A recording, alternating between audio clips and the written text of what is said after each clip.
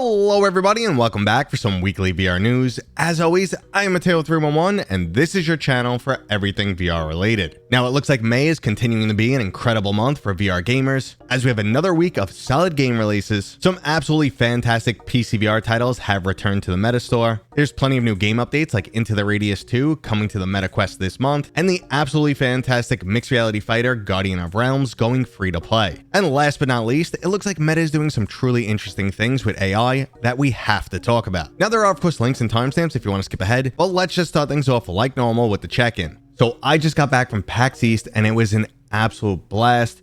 And what made this year even better, besides the fact that the number of VR community members there each year grows, so is the VR showcase. Now, I talked about this before guys, but it has become a passion project for me to make the Pax East VR showcase bigger and bigger each year. It was amazing when I first experienced it in 2020. Huge line, people were loving VR. And then it just went straight downhill because of COVID. And when they brought it back, it was all the old equipment. But I worked bringing everyone together, Meta, the people who run PAX, all these different groups to get the showcase bigger and better. They took the vast majority of my advice and Meta did donate 20 plus headsets to them. So it was a really good showing. There was lots of people playing and there was new and old games. PCVR and Quest games, native Quest, older PCVR titles like Space Pirate Trainer, all the way up to brand new games like Ark and Age. So it was very solid showing. I wish they would redesign it so people can watch what's going on. Like in the front, they were all playing Among Us VR, but the screens were backwards. You couldn't watch them. So you just had to turn that around so you could watch, become a spectator sport. VR is just great. Now they did have space shops like I suggested, but they were only showing off the single player, but I would have loved to see a bunch of people running around in the multiplayer mode. Regardless, this was a massive improvement over last year. I hope more people enjoyed VR and I'm going to keep working at it to get this bigger and better each year. But let's get into this week's new releases right now.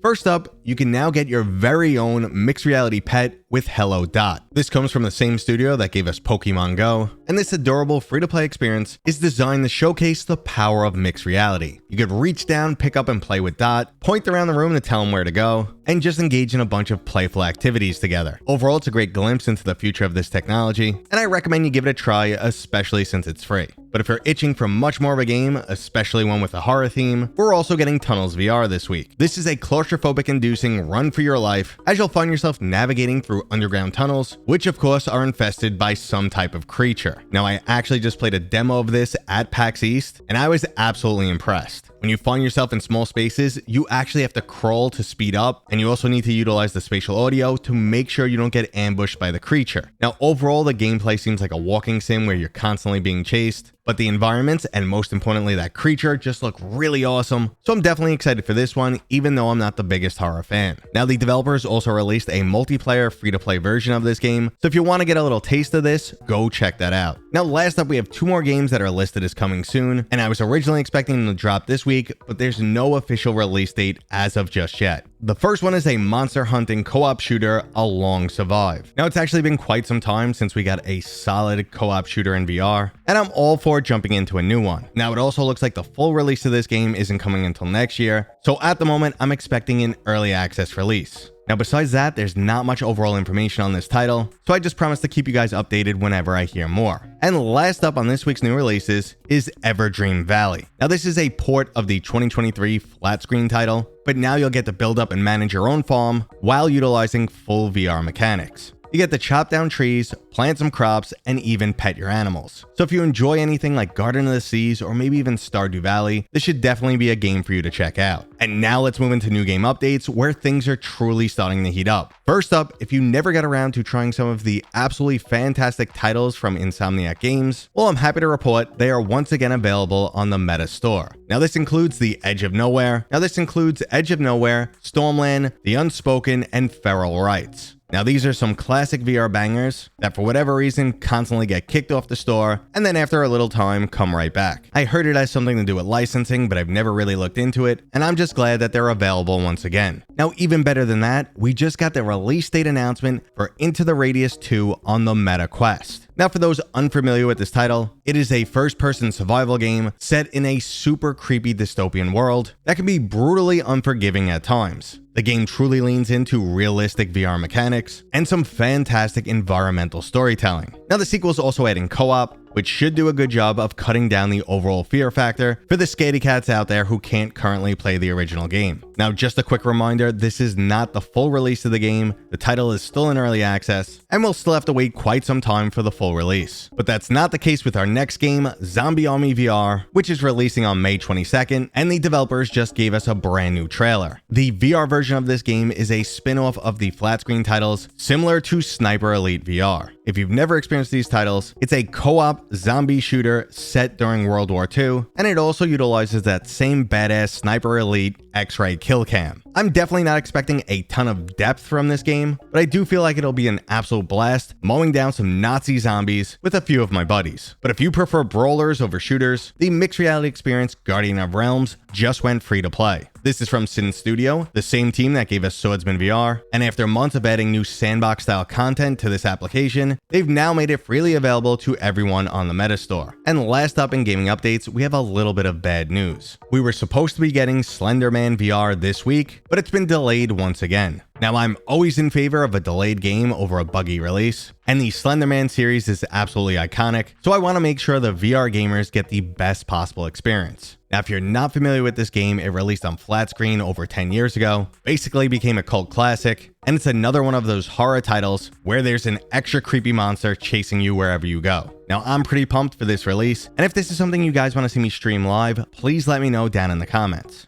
Okay, so let's just end this video with some really interesting things that Meta is working on when it comes to AI. First is their 2026 AR glasses are rumored to have always on Meta AI running. That'll be doing things like facial recognition and checking out the world around you and being able to provide constant information, which would be super useful, but also really scary. It reminds me of that Black Mirror episode where everyone has contacts that record everything constantly, and then they're just rethinking their whole life and watching scenes over and over again, and it messes with them. I don't think we're going to go down that rabbit hole, but there are some concerns about privacy, and this opens the door to a lot of things. So I'm not sure how I feel about Meta using AI in that capability, everyone walking around in public with glasses and cameras on and recording each other. And yeah, that sounds like a crazy dystopian future, but you cannot deny how useful AI is becoming.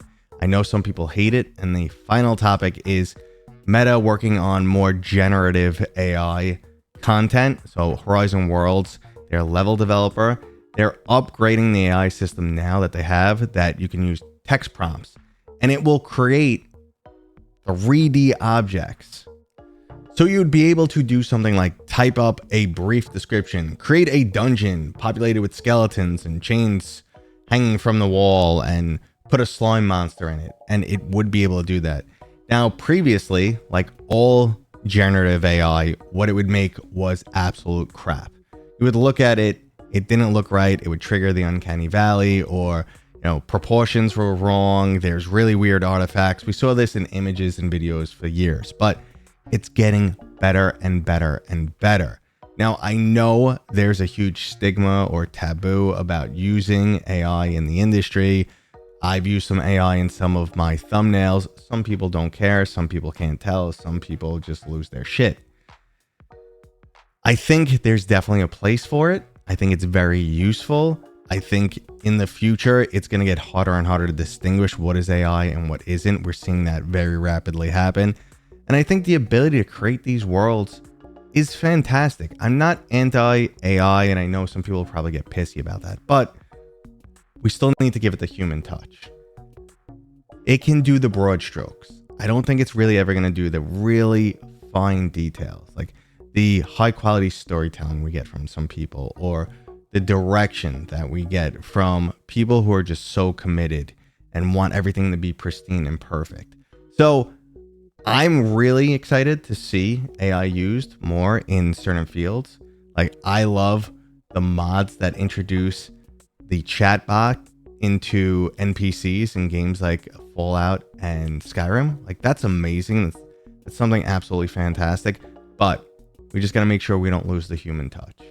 And that was today's video. I hope you guys enjoyed it. If you did, go ahead and give me a thumbs up. If you're new here, please consider subscribing. And as always, I'll see you guys on next time.